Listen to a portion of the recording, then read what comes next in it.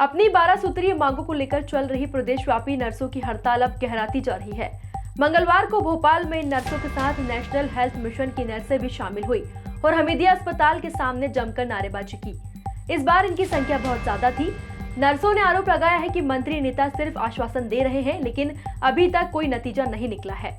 NHM की नर्सें स्थायी नौकरी की मांग पर अड़ी हैं और ज्यादा नाराजगी इस बात को लेकर है कि हाल ही में एमजीएम मेडिकल कॉलेज में 300 से ज्यादा स्टाफ नर्स की पोस्टिंग निकाली है। उसके नियम ऐसे हैं, कई नर्सों को मौका नहीं मिल रहा है। इसमें 5 साल की संविदा नियुक्ति का अनुभव मांगने के साथ मेल नर्स को तवज्जो नहीं दी गई है।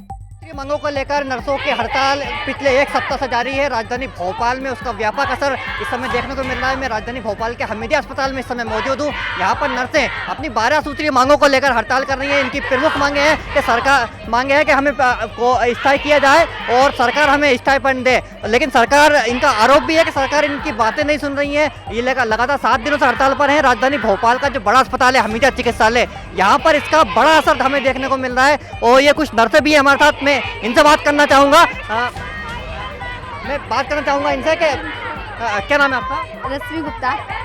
रश्मि, आप लगातार हड़ताल पे हैं। 7 दिन आपको यहाँ पे हो गए हड़ताल करते करते। सरकार आपकी कोई सुनवाई नहीं कर रही है? नहीं, कुछ भी नहीं कर रहे हैं। क्या प्रमुख मांगे आपकी और किस लिए यहाँ बैठे हुए हैं? हमें हमारा स्टाइपेंड चाहिए और जो भी सेकंड ग्रेड है वो सब।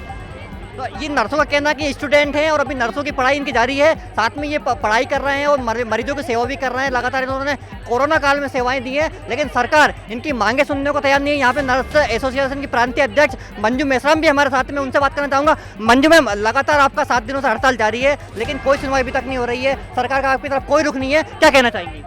जी, ये बिल्कुल सही है कि सरकार कोई सहानुभूतिपूर्वक निर्णय नहीं ले रही है, केवल बातचीत का दौर बता रही है। आपके द्वारा मीडिया में बार बार कह रहे हैं हमारा बातचीत का दौर चल रहा है। देखिए, बातचीत के दौर से कोई निर्णय नहीं होता है। सरकार को बैठ के निर्णय निकालना था। कल हमारी बैठक बुलाई गई थी, परंतु सरकार के द्वारा कोई सहानुभूतिपूर्वक मीटिंग नहीं की गई, इसलिए मजबूर होकर हम लोगों को सब आजकल पीएससी सीएससी सब बंद करना पड़ रहे हैं। इससे सीधा सीधा मरीजों पर प्रभाव पड़ रहा है। ये सरकार की और प्रशासन की जवाबदारी है। सरकार ने आपके ऊपर आरोप भी लगाया कि आप 2 गुटों में बटे हुए हैं।